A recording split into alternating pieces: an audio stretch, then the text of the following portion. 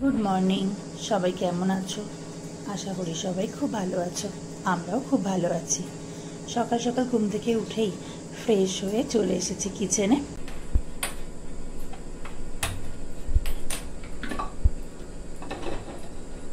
আজকে সকালবেলায় দাদুনের স্কুলের জন্য উপমা সুজি বানিয়ে দেবো।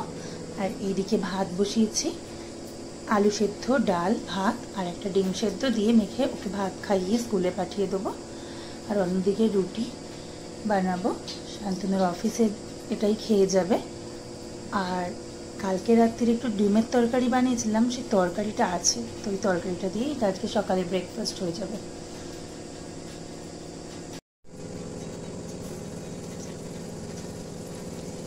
আসলে আজ সকাল থেকেই আজকের ব্লগটা আমি শুরু করছি। আজকে তাতুনের লাস্ট স্কুল হয়ে কাল থেকেও সামার ভ্যাকেশন শুরু হয়ে যাবে। আমি যখনই কোনো ভিডিও বানাই বা রিলস বানাই, সবসময় সকালের ওদেরকে অফিসে স্কুলে বের করে দিয়ে দেওয়ার পরেই এগুলো শুরু করি। আসলে সকাল থেকে এতটা হুটোপাটি হয়ে যায় যে এই ভিডিও করার মতো সময়ও আমার থাকে না।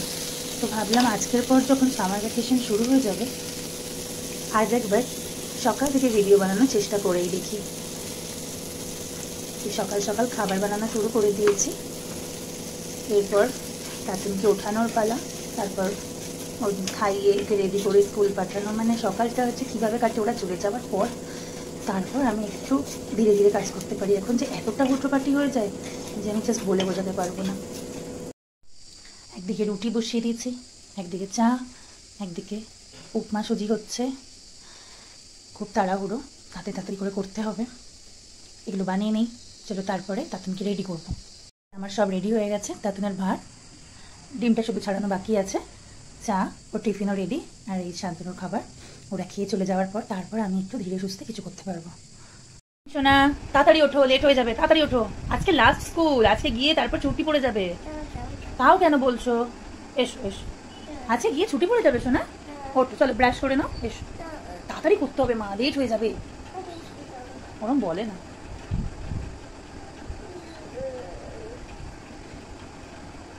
আচ্ছা গুড মর্নিং তো বলো, বলো। এবার এই যে তাতুন স্কুলে যাওয়ার জন্য একদম রেডি। কি হয়েছে? চলো, আসো, নাবো নাবো, এসো। কেন যাবে না? কিচ্ছু হবে না, আজকে কি ছুটি পড়ে যাবে বাবা। চলো টাটা শোনা, আজকে ছুটি পড়ে যাবে, মন খারাপ করো না।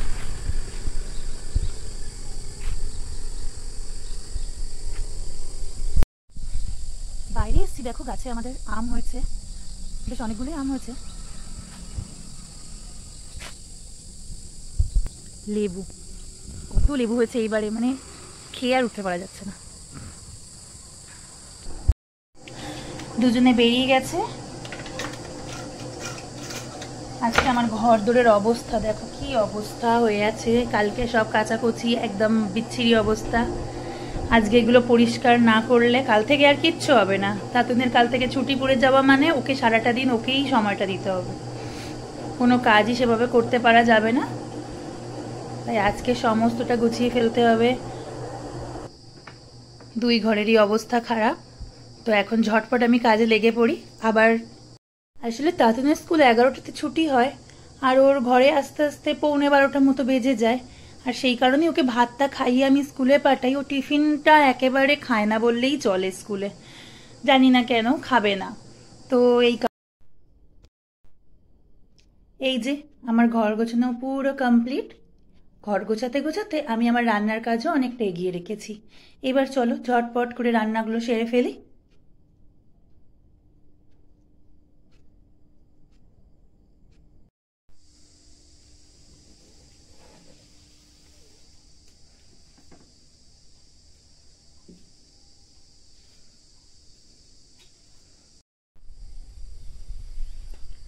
আজকে সমস্ত ঘরের কাজকর্ম গোছাতে গোছাতে অনেকটা দেরি হয়ে গেছে, এখন প্রায় 10টা 15 হয়ে গেছে।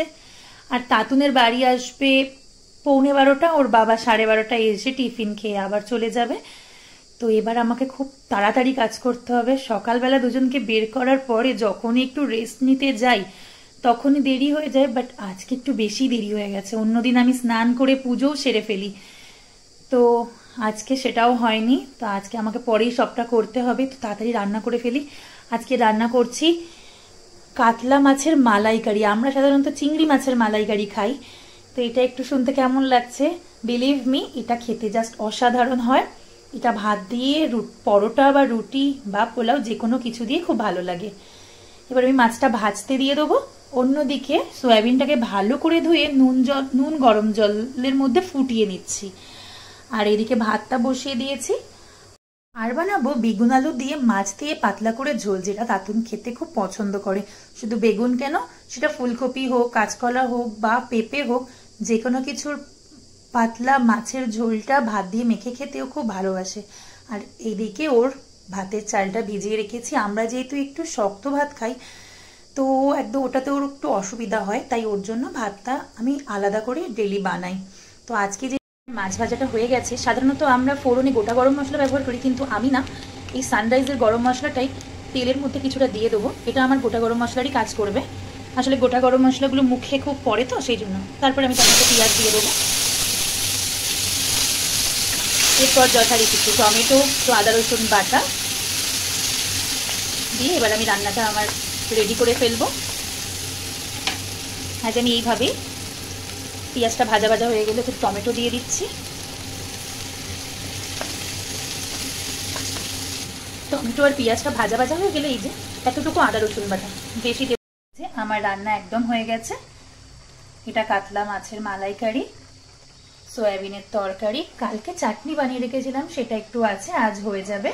আর এইদিকে মাছের ঝোলটা একটু ফুটে গেলেই হয়ে যাবে। আর এইদিকে ভাত হয়ে গেছে, দই। আর এইদিকে তাতুনও এসে গেছে।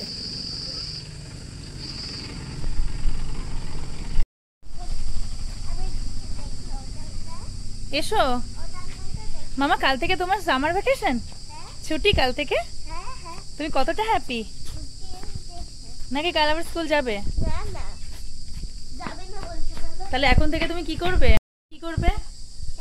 আচ্ছা, তুমি বাড়িতে কোনো দুষ্টামি করবে না তো?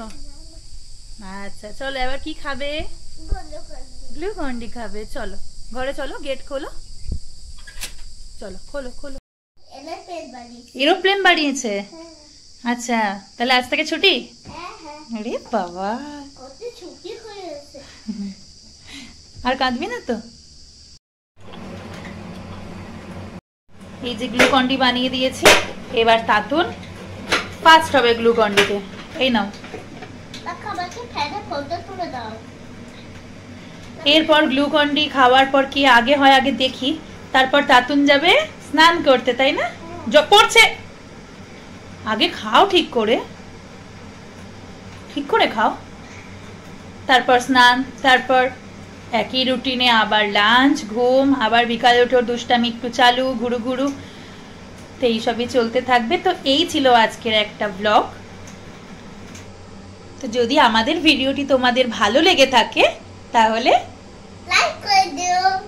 হ্যাঁ, আর আমাদের চ্যানেলটিকে সাবস্ক্রাইব করে দিও প্লিজ বন্ধুরা, পাশে থেকো। Love you all, tata.